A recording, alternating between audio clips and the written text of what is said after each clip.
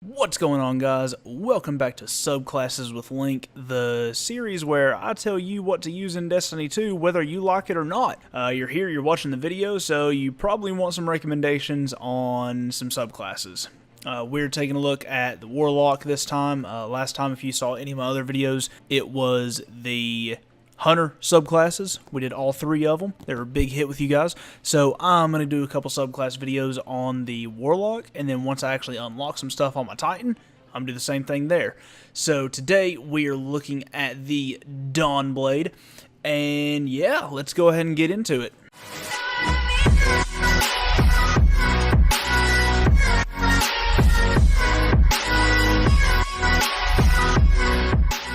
Alright guys, welcome back. So, the Dawnblade, if you all played Destiny 1, you know, you're familiar with it. Well, if you played the Warlock in Destiny 1, I know a lot of people complained because the Warlock was overpowered. Well, welcome to Destiny 2, it's still over-freaking-powered. I personally don't have a problem with it because my secondary character is a Warlock. So, looking at the Dawnblade, if you all remember the Warlock subclass for Destiny 1, it was the Sunsinger. Now, with the Sunsinger, you had the ability to self-res from the grave, and while Sunsinger was active, your abilities recharged a lot faster. So, if you were dead in the raid, especially in the hard raid, it was really helpful to have a Sunsinger on there because that's basically one more life that you didn't have to worry about. You resurrect from the dead, and when, like I said before, when you're in your Sunsinger, your abilities recharge a lot faster, so you're constantly throwing grenades. I felt like Oprah. You get a grenade, you get a grenade, you get a grenade, and it personally was one of my favorite subclasses.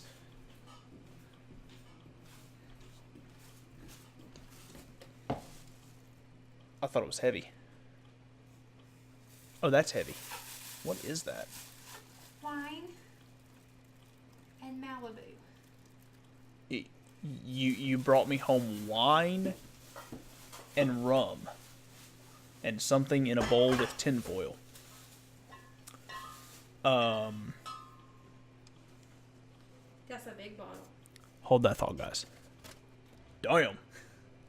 Turn that around. Hey, that's the Pinot Grigio we have at work. Ooh, cake. I got cake.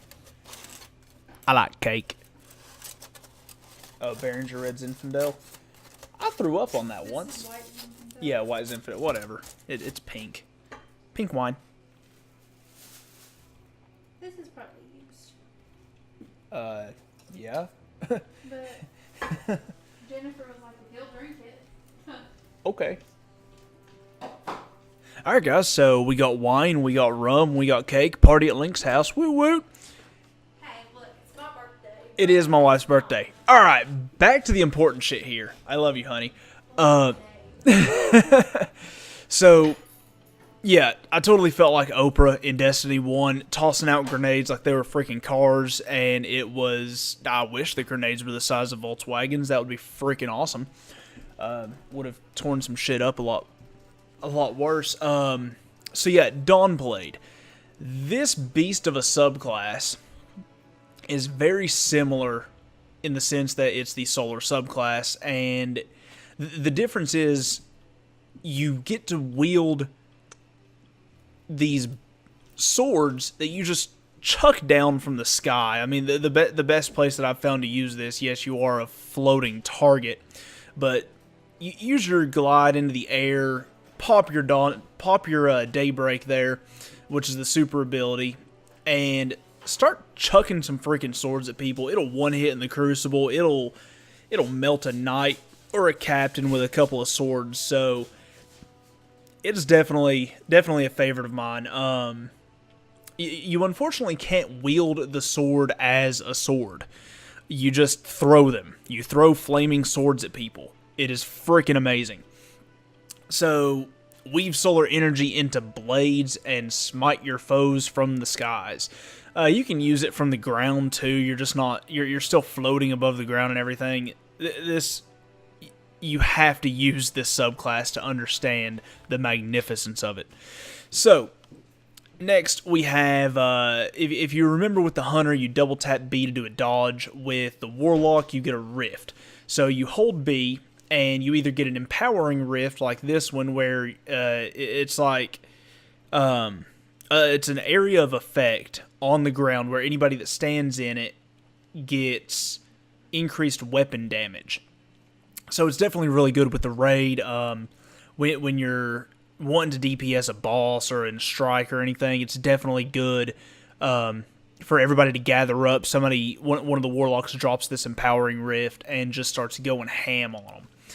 Next up, you have a healing rift. Same concept as the empowering rift, except it heals everybody constantly.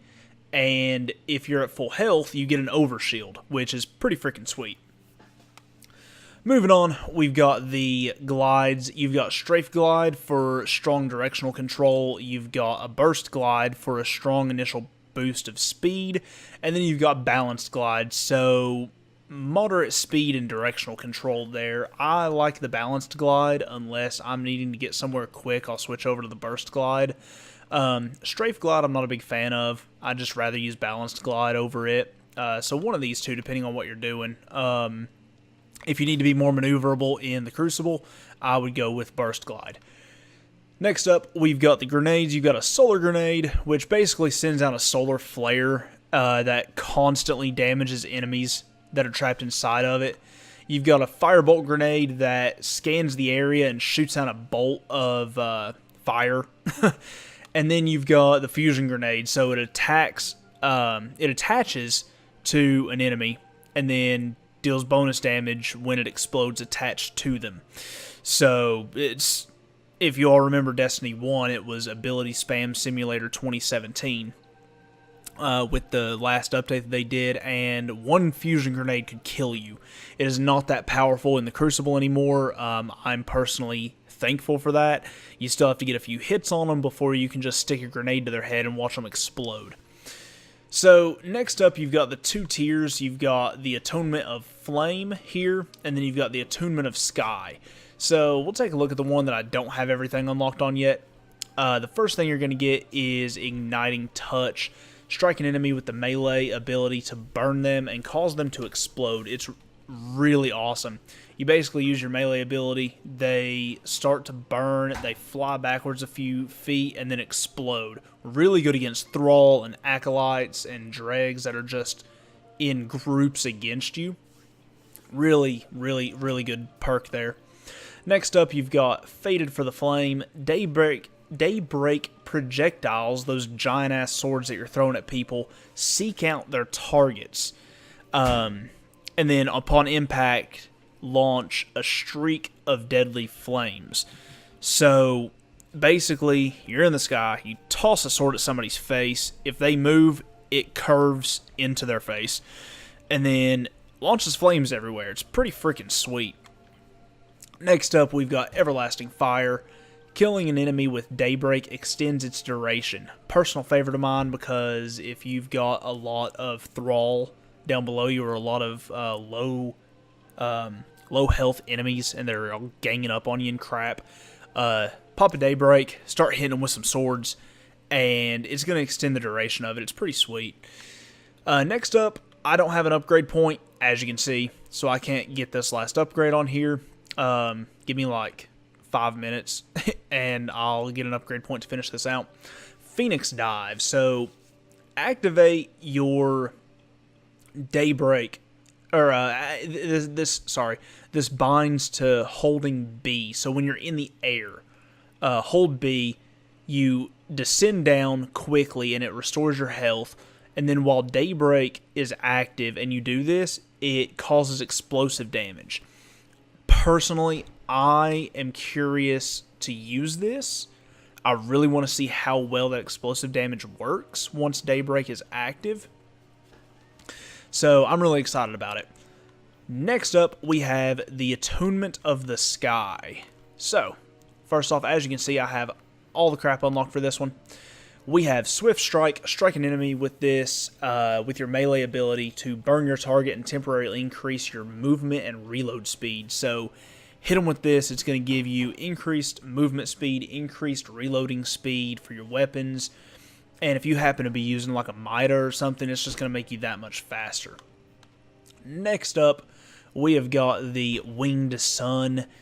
Engage your enemies mid-flight, fire weapons, and throw grenades while gliding. If I'm not mistaken, this makes it so that it's a lot like the exotic chest piece that I've got, Wings of Sacred Dawn, as you can see here. When Dawnblade is equipped, aiming weapons while in mid-air suspends you there for a short time. Precision hits extend this effect's duration. I really like this chest piece. And I'm pretty sure that this is the exact same thing. Just engaging your enemies mid-flight, fire weapons, and throw grenades while gliding. It could also just make it so that when you're gliding, it doesn't automatically drop you to the ground when you aim down your sights or start throwing grenades or anything. I'm really not sure. I haven't really used the Attunement of the Sky very much, just because I like the Attunement of Flame a little bit better. But moving on. Next up, we've got Heat Rises. Airborne kills recharge your grenade and melee energy. Casting Daybreak instantly refills your abilities. So, if you're low, you don't have any grenades, you really need a grenade. You're full on super, you need a grenade, you need melee energy, and you just need it. Kill while in air, while in midair. If you're using the chest piece that I showed you earlier, or if you're using the Winged Sun, which you will be if you're using this skill tree here, airborne kills are going to recharge your grenade and melee energy. But if you just need it right then and there, pop your Daybreak, take out everything around you, and just start meleeing and throwing grenades. Next up, we've got Icarus Dash. It's really simple. Double tap B while in midair to dodge. It's really good in tough situations where you need to get behind cover really quick, especially in the Crucible. If you're using that chest piece that I showed you earlier, then if you're up in midair and you're hitting somebody and you're getting crits on them and everything, and you're staying in midair, but you need to get out because their buddies are attacking you, double tap B, hold it in any direction, left, right, backwards, forwards, whatever, it's going to throw you in that direction. So, obviously, if you need to get out of there and you need to get behind the cover that's to your left, double tap B, hold left thumbstick to the left, double tap B, and it's going to throw you over there. Really, really good to use in trials if you're not already using the Attunement of Flame. Because keep in mind, descending with this will regenerate your health. So it's the difference between, are you going to want to get out of there, or are you going to want to instantly start regenerating your health? Personally, I feel like the Atonement of Flame is a better subclass set, or a better skill tree there, but yeah. So there you go, guys. That is my setup for the Warlock for the Dawnblade. If you guys like this video, if it helped you out at all, make sure you smash the like button. If you if you use it differently, if you have it set up differently, let me know in the comment section below. If this helped you guys out at all, let me know in the comment section below. If you're new here, hit the subscribe button. Make sure you hit the bell so you don't miss out on anything. And I will see you guys next time.